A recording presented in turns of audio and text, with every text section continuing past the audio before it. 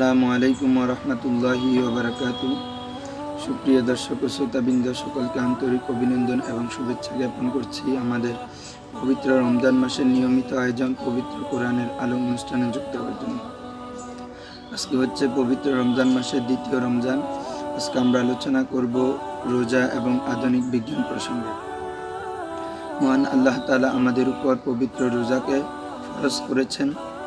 আল্লাহ তাআলা ফরজ করেছেন এগুলো আমাদের দুনিয়াবি এবং পরকালের কল্যাণের জন্যই। এ প্রসঙ্গে আল্লাহ তাআলা বলেন, ওয়া আন তাসুমু খায়রুল লাকুম, যদি তোমরা রোজা রাখো তাহলে সেটা তোমাদের জন্য কল্যাণ হবে। পৃথিবীতে একমাত্র মহান আল্লাহ তাআলা জানেন যে কোন বিষয়টি আমাদের জন্য কল্যাণকর এবং কোন বিষয়টি আমাদের জন্য কল্যাণকর নয়, কোনটি আমাদের জন্য সুস্থতার কারণ, কোনটি আমাদের জন্য অসুস্থতার কারণ। এটি মহান আল্লাহ তাআলা একমাত্র অবহিত। সেই মহান আল্লাহ তাআলা আমাদেরকে বলছেন যে রোজা তোমাদের জন্য কল্যাণকর হবে। তাহলে বোঝা যায় এই রোজা আমাদের জন্য দুনিয়াবি, শারীরিক এবং মানসিক এবং পরকালের জন্য রোজা আমাদের জন্য কল্যাণকর। অপরদিকে রাসূল আকরাম সাল্লাল্লাহু আলাইহি ওয়াসাল্লাম ইরশাদ করেন, আস-সাওমু জুন্নাতুন, রোজা হচ্ছে ডাল শুরু। অর্থাৎ যুদ্ধক্ষেত্রে যোদ্ধাকে যেমনিভাবে ঢাল যাবতীয় আঘাত থেকে রক্ষা করে, তেমনিভাবে রোজাদারকে রোজা যাবতীয় শারীরিক মানসিক অসুস্থতা থেকে রোজা রক্ষা করে। এই জন্য রাসূল সাল্লাল্লাহু আলাইহি ওয়াসাল্লাম রোজাকে ঢাল স্বরূপ বলেছেন। এখন আসি আমরা আধুনিক বিজ্ঞান কি বলে এই রোজা প্রসঙ্গে। রোজাটা কি আমাদের শারীরিক জন্য কোনো সুস্থতা বয়ে আনে, না সেটা আমাদের কোনো ক্ষতি সাধন করে? সেটা আমরা জানবো বিভিন্ন বিজ্ঞানীদের মতানুসারে এবং চিকিৎসা বিজ্ঞানের আলোকে। আমরা সারা বছর যে খাদ্য গ্রহণ করি, আধুনিক বিজ্ঞানের মধ্যে অতিরিক্ত খাবার গ্রহণ এবং দূষিত খাবার গ্রহণের ফলে আমাদের শরীরে বিষাক্ত জৈব বিষ সৃষ্টি হয়। এর ফলে আমাদের শরীরের যে নির্বাহী এবং কর্মসম্পাদক অঙ্গ প্রত্যঙ্গগুলো রয়েছে সেগুলো কার্যক্ষমতা হারিয়ে ফেলে। ফলে আমাদের শরীরে বিভিন্ন ধরনের রোগ সৃষ্টি হয়। এই রোগ জীবাণু থেকে আমাদেরকে মুক্ত পেতে হলে যে আমাদের পরিপাক যন্ত্র আছে সেটাকে আমাদেরকে খালি করা একান্ত প্রয়োজন। আর পবিত্র রমজান মাস হচ্ছে এমন একটি মাস যে মাসে আমরা রোজা পালন করি, তখন আমাদের পরিপাকতন্ত্রে সাময়িকভাবে কোনো খাদ্য মজুদ থাকে না। ফলে পরিপাকতন্ত্রের সাহায্যে আমাদের শরীরে যে বিষাক্ত জীবাণুগুলো রয়েছে সেগুলো নিষ্ক্রিয় হয়ে পড়ে। ফলে আমাদের শরীরে যাবতীয় রোগ থেকে মুক্তি পায়, আমাদের শরীর যাবতীয় রোগ থেকে বিভিন্ন রোগ থেকে মুক্তি পায়। আধুনিক বিজ্ঞান অনুযায়ী যে রোজা রাখলে মানুষের রোগ প্রতিরোধ ক্ষমতা বৃদ্ধি পায় এবং মানুষের বিপাক ক্রিয়া যে রয়েছে সেটি চলাচলে বৃদ্ধি পায়। কারণ এই রোজা রাখলে যে আমাদের দেহে রোগ প্রতিরোধ ক্ষমতা বৃদ্ধি পায়, ফলে আমাদের যে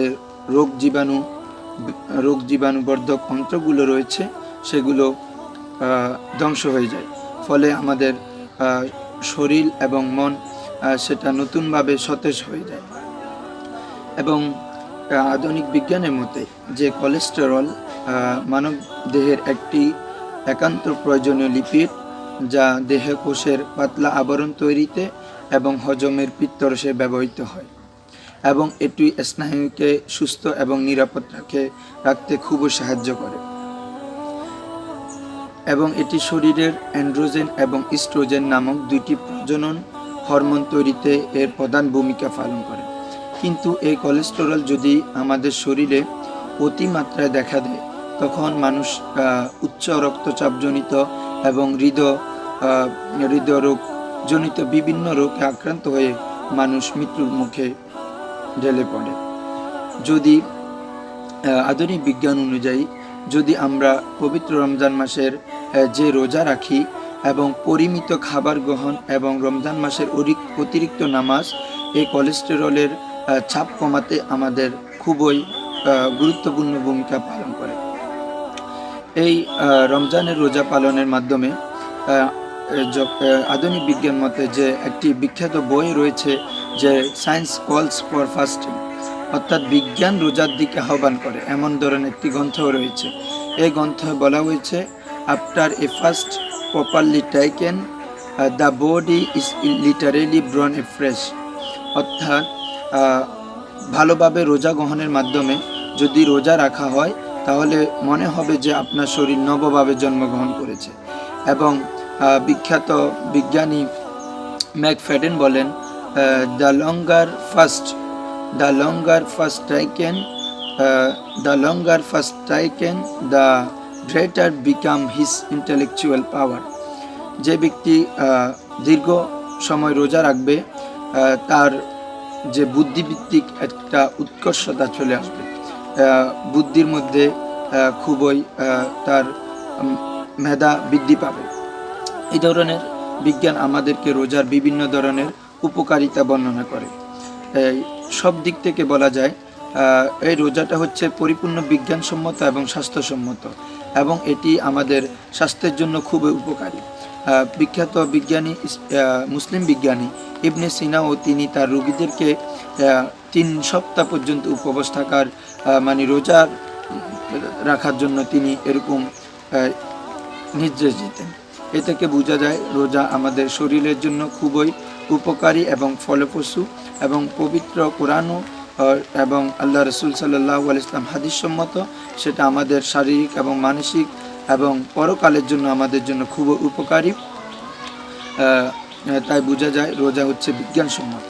এই বলে আমরা আজকের অনুষ্ঠান শেষ করছি এবং সকলকে আগামী অনুষ্ঠানে যোগ দেওয়ার জন্য আমন্ত্রণ জানিয়ে আজকে আমাদের অনুষ্ঠান শেষ করছি। আসসালামু আলাইকুম ওয়া রাহমাতুল্লাহি ওয়া বারাকাতুহু।